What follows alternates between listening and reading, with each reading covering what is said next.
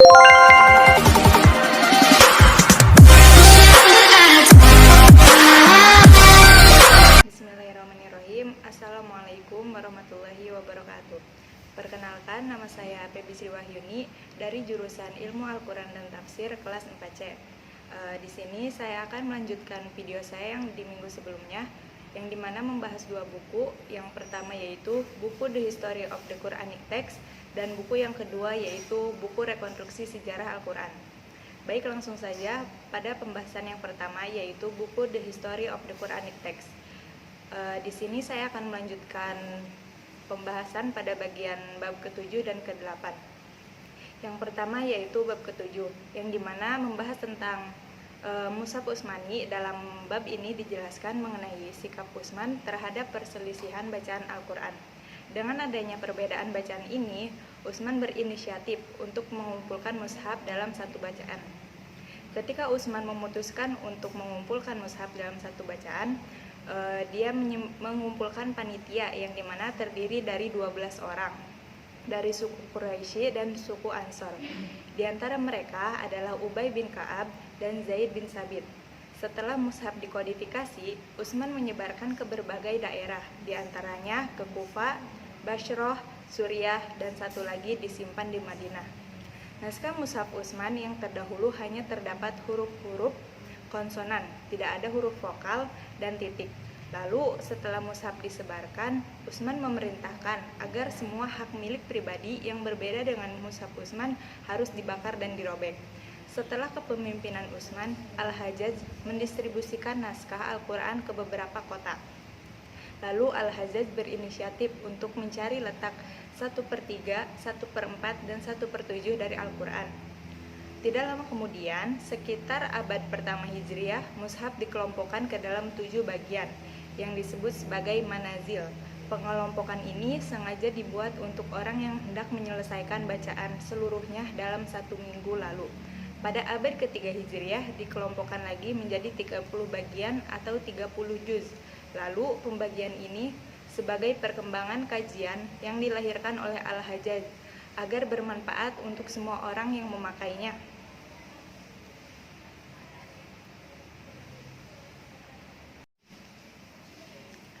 Dilanjut pada bab yang ke-8 yaitu perkembangan alat pembantu bacaan. Dalam Mushaf Utsmani, di dalam bab ini dijelaskan yang pertama yaitu tentang tanda pemisah surat. Pada awalnya, naskah Mushaf Utsmani ini tidak mempunyai pemisah surat permulaan setiap suratnya. Dapat diketahui dari ungkapan Bismillahirrahmanirrahim yang biasanya itu ditulis dengan jarak sedikit lebih renggang. Yang kedua yaitu tentang pemisah ayat Mushaf Samarqand yang dikenal sebagai Tasken, dinisbatkan ke Utsman bahwa kemungkinan ia merupakan kopian dari aslinya. Nampaknya hal tersebut ditulis oleh beberapa tangan yang diantaranya menghapus pemisah ayat. Contohnya di sini sebelumnya pemisah ayat yang panjang disisipkan tidak tampak adanya penggunaan cara tertentu yang ditetapkan setiap penulis bebas menggunakan pilihan sendiri. Ketiga, semua diambil dari mushaf yang ditulis dalam skrip Hijazi atau tahun pertama Hijriah. Dalam contoh pertama, pemisah ayat berbentuk 2 kolom dari setiap 3 titik. Contoh yang kedua berbentuk garis dan 4 titik. Dan contoh yang ketiga, titik yang berbentuk segitiga. Baik, dilanjut pada buku yang kedua yaitu buku Rekonstruksi Sejarah Al-Quran. Di sini saya akan melanjutkan bab ke-6 dan ke-7. Yang pertama yaitu bab ke-6 yang dimana menjelaskan tentang kodifikasi Utsman bin Affan. Pengumpulan Al-Quran pada masa Utsman ini banyak sekali riwayat. Di antaranya yang paling tersebar dan diterima secara luas oleh kalangan muslim yaitu suatu riwayat yang mengatakan ada 4 orang yang mengumpulkan Al-Quran. Yang pertama yaitu Zaid bin Sabit, Abdullah bin Zubair, dan Abdurrahman bin Al-Haris. Perintah yang ditunjuk Utsman untuk menyalin Al-Quran dalam dialek suku Quraisy. Penegasan penyalinan Al-Quran dalam dialek Quraisy ini sebenarnya patut dipertanyakan karena dalam Al-Quran dijelaskan bahwa ia diwahyukan dalam lisan Arab yang jelas. Penelitian tentang bahasa Al-Quran ini merupakan lingua Francisco, lazimnya disebut Ang-Arabia. Setelah dikodifikasi, sejumlah mushaf Utsmani dikirim ke berbagai kota. Menurut pandangan secara luas, satu mushaf Al-Quran itu disimpan di Madinah, lalu yang ketiga salinannya dikirim ke Kufah, Basrah, dan Damaskus. Lalu ada sejumlah pandangan yang mengungkapkan bahwa susunan surat dalam mushaf Utsmani ini bersifat ijtihadi. Jumlah surat di dalam mushaf Utsmani semuanya ada 114 surat. Yang ini berada di tengah-tengah antara jumlah surat dalam mushaf Ubay dan Ibnu Mas'ud. Surat-surat ini dalam sejarah Islam dirujuk dengan nama-nama yang beragam. Tidak ada kesepakatan formal di kalangan sarjana muslim mengenai penataan ke-114 surat tersebut. Ke-114 surat pada masa awal diklasifikasikan ke dalam 4 kategori. Pada tahap berikutnya dibagi lagi menjadi 2 bagian, 3 bagian, 4 bagian, dan 7 bagian. Lalu perkembangannya selanjutnya dibagi lagi menjadi 30 bagian atau 30 juz. Ada lagi bagian yang lebih kecil lagi adalah hizb yang membagi menjadi 2 dalam setiap juznya. Ada 2 hizb bagian kecil lagi dari hizb adalah perempatan hizb. Keseluruhan bagian Al-Quran ini bukanlah sebagai orisinal wahyu. Lalu ke-114 surat kecuali surah At-Taubah, salinan Al-Qur'annya biasanya diawali dengan basmalah atau tasniyah. Pada permulaan 29 surat dalam Al-Qur'an terdapat suatu kelompok huruf hijaiyah yang biasanya disebut sebagai huruf-huruf terpisah, di mana biasanya para sarjana muslim menyebutnya sebagai fawatihus suwar atau huruf muqatta'ah. Sementara sarjana barat menyebutnya sebagai huruf-huruf misterius. Pada permulaan 29 surat tadi, surat-surat Al-Quran terbagi ke dalam ayat-ayat yang panjangnya sangat beragam. Akan tetapi tidak ditetapkan secara arbiter. Terjadi perbedaan pendapat dalam menetapkan panjang pendeknya satu ayat. Orang-orang Madinah menghitung 6.124 ayat. Orang-orang Mekah menghitung ada 6.219 ayat. Lalu orang-orang Kufah menghitung ada 6.236 ayat. Tetapi dalam mushaf Utsmani edisi standar Mesir yang menjadi panutan sebagai besar sarjana Islam, jumlah seluruhnya itu ada 6.236 ayat.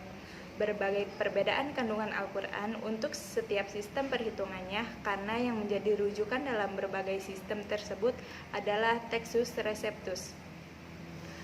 Dilanjut pada bagian yang ketujuh, yaitu tentang otensitas dan integritas mushaf Al-Quran. Dalam bab ini dijelaskan bahwasanya mushaf Utsmani secara doktrinal dipandang telah mencakup keseluruhan wahyu ilahi yang diterima Muhammad yang semestinya dimasukkan ke dalam kompilasi tersebut. Akan tetapi sejumlah riwayat yang sampai ke tangan kita ini memberitakan eksistensi sejumlah wahyu lainnya yang tidak terekam secara tertulis di dalamnya. Material-material ini sebagian besarnya dikemukakan oleh para ulama. Tentang nasi mansus, secara garis besarnya terdapat 3 kategori utama dalam berbagai bahasa tentang nasi mansus. Yang pertama, wahyu yang terhapus baik hukum maupun bacaannya dalam mushaf. Yang kedua yaitu wahyu yang hanya terlepas hukumnya, sementara teks atau bacaannya itu masih terdapat dalam mushaf. Dan yang ketiga yaitu wahyu yang terhapus teks atau bacaannya, tetapi hukumnya masih berlaku. Dari ketiga kategori di atas, hanya kategori pertama dan terakhir yang relevan serta berkaitan secara langsung dengan masalah otensitas dan integritas mushaf-mushaf Utsmani. Di dalam dunia Islam sendiri, muncul keraguan di kalangan sekte-sekte tertentu terhadap integritas mushaf Utsmani. Skeptisisme semacam ini pada faktanya tidak dipijakan pada kritik historis atau kajian ilmiah yang mendalam tentangnya, tetapi lebih bertumpu pada prasangka dogmatis atau etis. Jadi sekelompok Maimunah dari aliran Khawarij menolak eksistensi surat Yusuf sebagian dari kitab suci Al-Quran, karena surat ini menurut mereka berisi kisah cinta yang tidak patut dikategorikan sebagai wahyu Al-Quran. Berbagi dengan kecenderungan di atas yang mempermasalahkan itu, penambahan-penambahan dalam mushaf Utsmani kalangan tertentu dalam sekte Syiah menuduh bahwasanya Utsman telah menggantikan dan tidak mencakupkan ke dalam kodifikasinya sejumlah besar bagian Al-Quran, baik dalam bentuk ayat, surat, atau bahkan kata-kata tertentu. Tudingan tentang peranan para pemulung Utsmani dalam penyusunan ayat Al-Quran ini dalam kenyataannya telah menghantam doktrin yang berkembang secara luas di kalangan Sunni mengenai susunan ayat-ayat dalam susunan Al-Quran sebagai bersumber dari Nabi. Ketidakberjalinan rangkaian ayat di dalam Al-Quran memang merupakan salah satu karakteristik kitab suci tersebut. Akan tetapi mengklaim bahwasanya hal tersebut merupakan kesembronoan para penghimpun Al-Quran seperti pada bab 4 dan 5 jelas merupakan pernyataan yang historis bahwa Nabi sendirilah yang merangkai berbagai bagian atau ayat Al-Quran yang diwahyukan kepadanya dan menetapkan susunannya secara pasti dalam peraturan yang ada. Baik, mungkin cukup sekian mengenai pembahasan dari dua buku tersebut.